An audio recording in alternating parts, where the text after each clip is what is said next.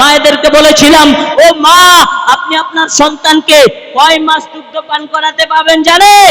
আপনি আপনার সন্তান পুরুষ হোক কিংবা মহিলা হোক, আপনি 24 মাস দুগ্ধ পান করাতে পারবেন। 24 মাস অর্থাৎ 2 বছর। আপনার সন্তান যদি খুবই কমজোর হয়, 24 মাস দুগ্ধ পান করানোর পরেও যদি আপনার সন্তান হৃষ্টপুষ্ট না হয়, একেবারে কমজোর হয়ে যায়, তো আপনি আরো 6 মাস দুগ্ধ পান করাতে পারবেন। টোটাল 30 মাস ওই সন্তানকে দুগ্ধ পান করাতে পারবেন যে সন্তানটি 24 মাস দুগ্ধ পান করার পরেও আপনার হৃষ্টপুষ্ট হলো না, আপনার ওই সন্তানটি আপনার সতেজ হলো না।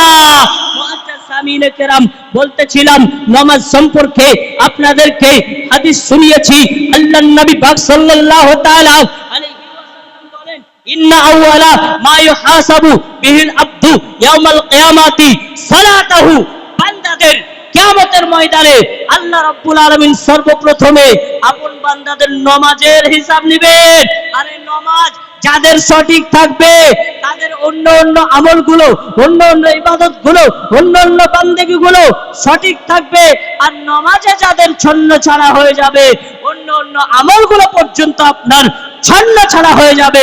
মুসলমান বাপ, নামাজ পড়বেন, নামাজ পড়বেন, নামাজ ছাড়া যাবে না। নামাজ ছাড়া আপনার কোনো গতি নেই। as-salatu imaduddin faman tarakaha faqad hadamaddin wa man aqamaha faqad aqamaddin। নামাজ হলো ইসলামের সুতুন, নামাজ হলো ইসলামের সুতুন।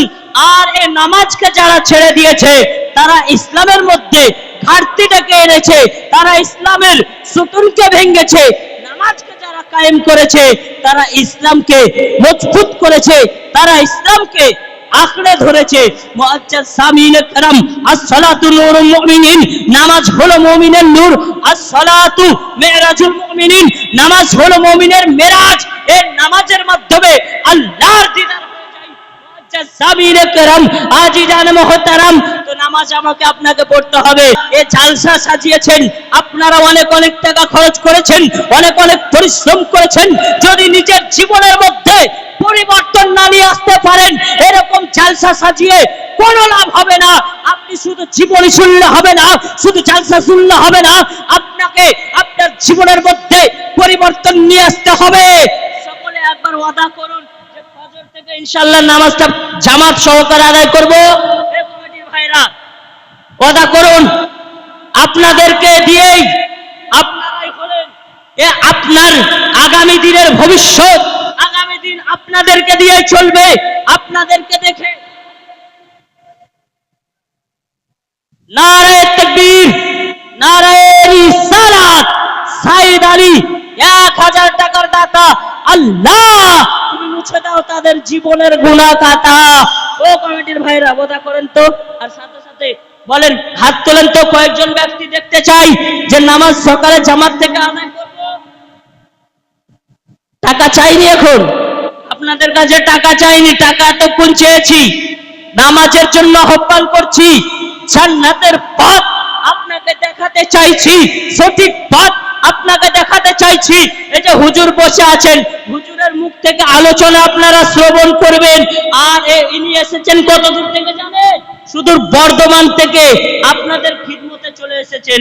আমিও মুর্শিদাবাদ থেকে আপনাদের খিদমতে চলে এসেছি, শুধু এইটুকু আশা নিয়ে যে দিন ও ইসলামের কিছু বাণী আপনাদেরকে শুনিয়ে আপনাদের জীবনের মধ্যে কিছু না হলেও অল্প পরিমাণে পরিবর্তন যেন নিয়ে আসতে পারি।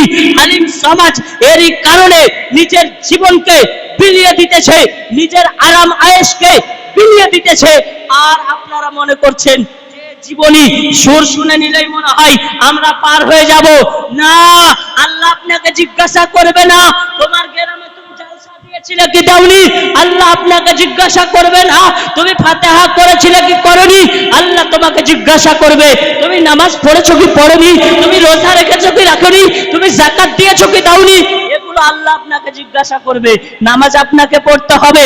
মুসলমান বাপজি আমার ভাইয়েরা, এই নামাজ যদি আপনি ছেড়ে দেন আপনার কিন্তু জান্নাতে যাওয়া মুশকিল হয়ে যাবে। আল্লাহর নবী বলেন, as-salatu মিফতাহুল জান্নাহ, নামাজ হলো জান্নাতের চাবি। আপনি চাবি ছাড়া বাড়ির দরওয়াজা খুলতে পারেন না, আর জান্নাতের দরওয়াজা খুলবেন বিনা নামাজে পারবেন?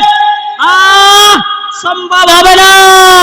মুসলমান বাপজি আমার ভাইরা, এই নামাজ সম্পর্কে আপনি শ্রবণ করুন, আপনার জীবনের যত ময়লা এই নামাজের মাধ্যমে দূর হয়ে যায়। হযরত আবু হুরায়রা রাদিয়াল্লাহু তাআলা আনহু, বিখ্যাত সাহাবী, যে সাহাবী সবচেয়ে বেশি হাদিস বর্ণিত এ হযরত আবু হুরায়রা রাদিয়াল্লাহু তাআলা আনহু থেকে আছে।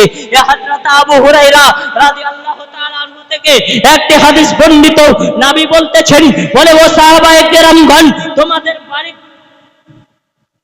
ঠিক আছে, আপনাদের বাড়ির দরওয়াজার সম্মুখে দিয়ে যদি নহর প্রবাহিত হয়, আর ওই নহরে যদি তোমরা গোসল করো দিনে 5 বার করে, তাহলে কিন্তু তোমাদের শরীরের ময়লা যেমন ভাবে নহরে গোসল করলে ধুয়ে মুছে পরিষ্কার হয়ে যাবে, 5 ওয়াক্ত নামাজ যদি কোনো বান্দা পড়তে আরম্ভ করে, তো তার 5 ওয়াক্তের মাধ্যমে কালবের গুনাহ কাটা সব ঝরে যায়। বলুন সুবহানাল্লাহ।